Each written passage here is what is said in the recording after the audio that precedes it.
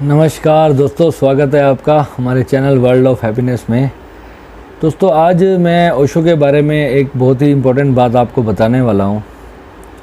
हमारे देश में, हिंदुस्तान के अंदर ओशो जो कि एक बहुत ही बड़े आध्यात्मिक गुरु, एक स्पिरिचुअल मास्टर, एक एनलाइटेंड मास्टर, जिसको मैं महासूर्य का नाम देता हूँ, एक ज्ञान का महादीपक, एक ज्ञान का महासूर्य जो कि हमारे देश में उदय होता है।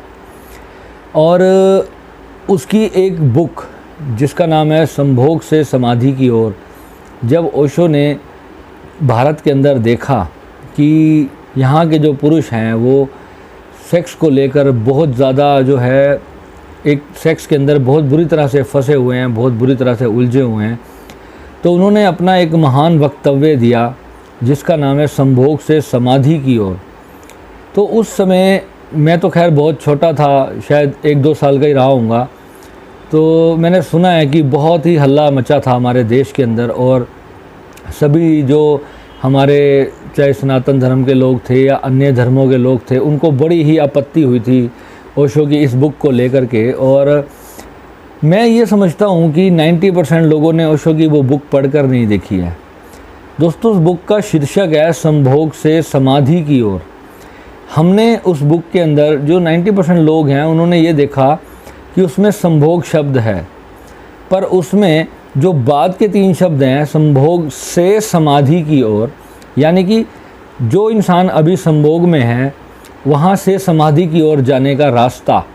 इस बुक का जो मेन जो उसका जो बताने का तरीका था वो ये था कि संभोग में जो चीज़ प्राप्त की जाती है उसे समाधि में कैसे प्राप्त किया जाए। जो ओशो का उद्देश्य था इस बुक के ज़रिए वो ये था, पर ओशो ने बिल्कुल एक निष्पक्ष अपना पूरा वक्तव्य इस किताब के ऊपर दिया, और इस किताब के माध्यम से ओशो ने लोगों को जगाने की एक बहुत बड़ी कोशिश करी थी जो कि आज तक हमारे भारत के लोग समझ नहीं पाए। और दोस्तों, विदेशों से लोग हमारे देश में आए, उस बुक को करीबन 180 भाषाओं में ट्रांसलेट किया गया, और विदेशों से इंग्लिश, ब्राज़ीलियन क्या, इटालियन क्या, स्पेनिश क्या, रशियन क्या, लगभग हर लैंग्वेज में उस बुक को जो है ट्रांसलेट किया गया है। और उन लोगों ने उस किताब को पढ़ करके बहुत बड़ा फ़ायदा अपने जीवन में उठाया दोस्तों। पर हमारे देश के लोग इतनी बड़ी संपदा से वंचित रह जाते हैं। इसका क्या कारण है? इसका कारण है दोस्तों कि यहाँ के जो लोग हैं वो सेक्स को लेकर के बहुत ज़्यादा नेगेटिव हैं, और वह ये सोचते हैं कि ये एक महापाप है, जबकि संभोग जो है वो कुदरत की एक बहुत बड़ी देन है। और इसके अंदर हमने इसको जानने की कोशिश नहीं करी, इसको समझने की कोशिश नहीं करी। आप खुद सोचो कि जिस चीज़ को परमात्मा ने जीवन देने का माध्यम बनाया, यानी कि मछली से लेकर इंसान तक, किसी चींटी से लेकर हाथी तक, हर जीव जो है वो संभोग के कारण ही शरीर पाता है, जन्म पाता है।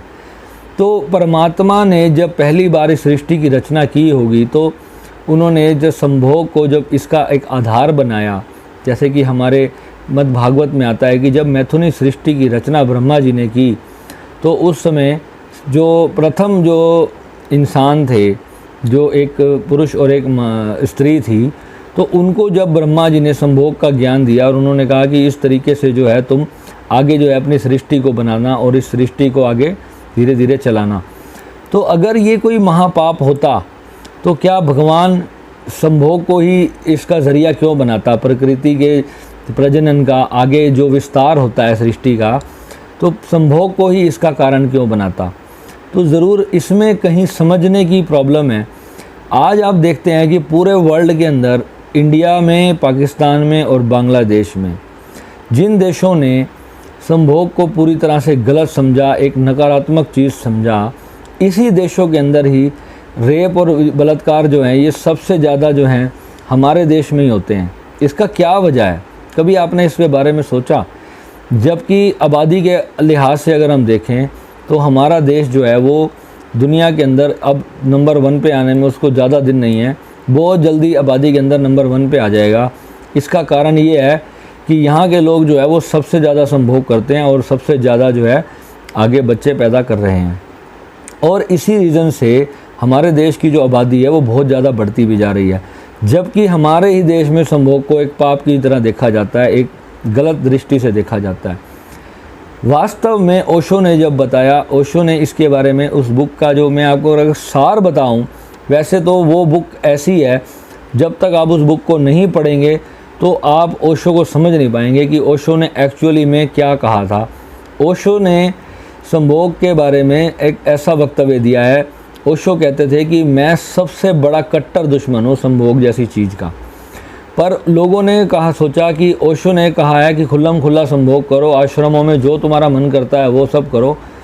जबकि मैंने दोस्तों इंडिया के ओशो के जितने भी आश्रम हैं लगभग मैंने सभी विज़िट किए हैं, और ऐसा कहीं पर कुछ भी गलत नहीं होता है।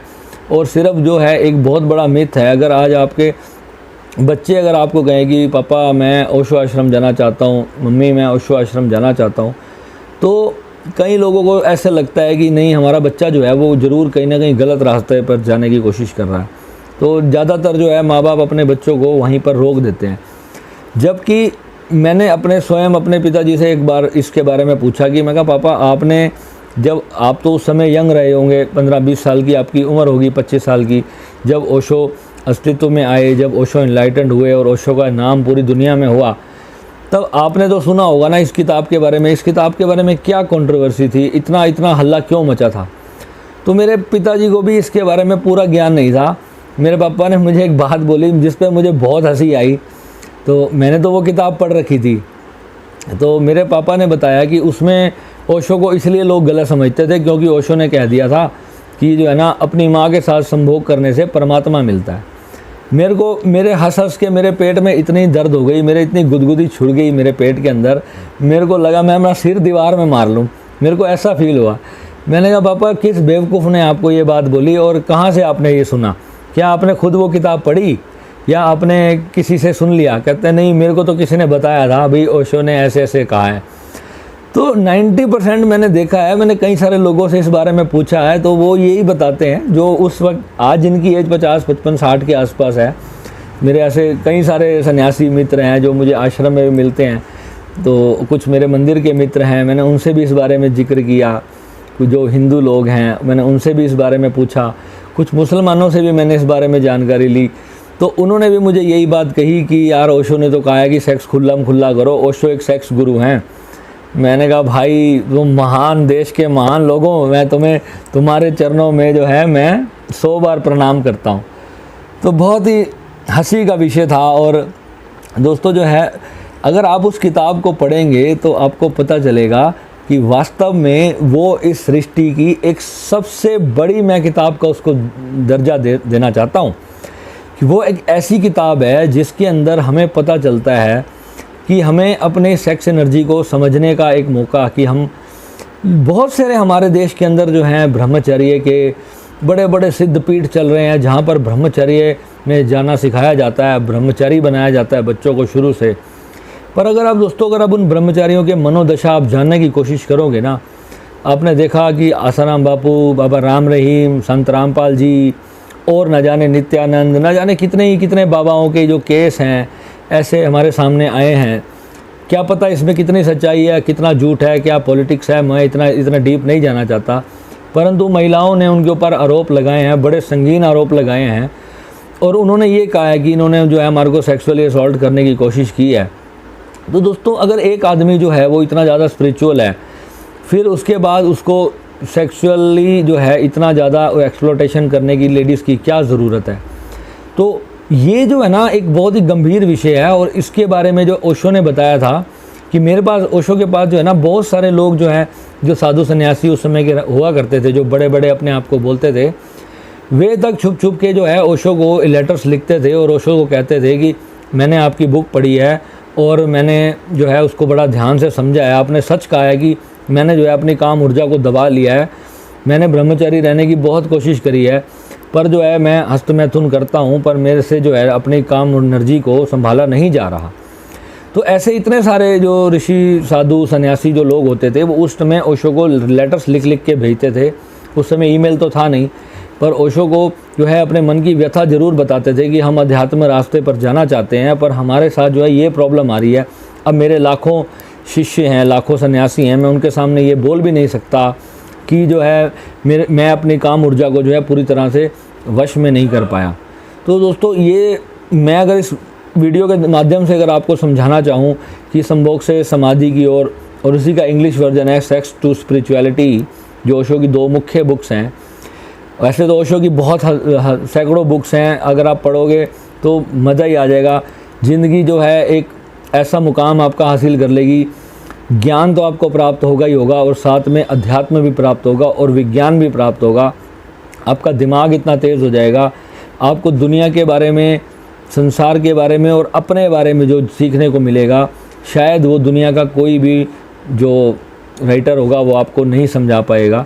तो इस किताब को मैं बोलूँगा आप नेट से डाउनलोड करें, फ्री डाउनलोड। संभोग से समाधि की ओर किताब लिखी है, उसके 2, 10, 11 पार्ट्स हैं, 1-1 घंटे के हैं। ऑडियो वर्जन में आप उसको समझें और एक पार्ट को आप 2-2, 3-3 बार दोस्तों ज़रूर सुनें। मैं कहता हूँ दुनिया की सबसे बड़ी भगवत गीता, रामायण, कुरान, बाइबल जैसी किताबों के तुलना में अंदर अगर मैं किसी ग्रंथ को दूंगा तो ये किताब होगी। दोस्तों अगर आप अपने अंदर से पवित्रता आपके अंदर नहीं आई और अगर मान लो कि अगर आप इस किसी स्त्री को देखते हो और आपके मन के अंदर अगर वही जानवर, एक वैश्यत आपके अंदर आती है, किसी छोटी 10, 15, 12, 20 साल की कन्या को देखकर अगर आपके मन में काम वासना उत्पन्न होती है, तो शायद आपका जो अध्यात्म है उसमें अभी तक कोई भी उन्नति नहीं हुई है।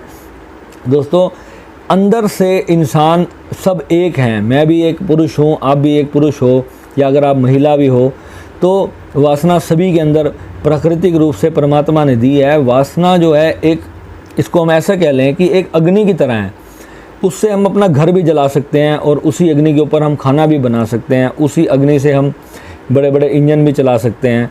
उसका यूज़ करना ही हमारे को आना चाहिए। अगर अपनी एक सेल्फ पावर, जिसको हम कहते हैं कि मर्दाना शक्ति, यानी कि औरतों के अंदर भी वही वासना है, वही ऊर्जा है, एक एनर्जी है, एक करंट है जिससे पूरा संसार जन्म लेता है, पर उसको जो है सही दिशा के अंदर साध के रखना पुरुष को नहीं आया तो वो अपने काम इंद्री के वश में हो जाएगा।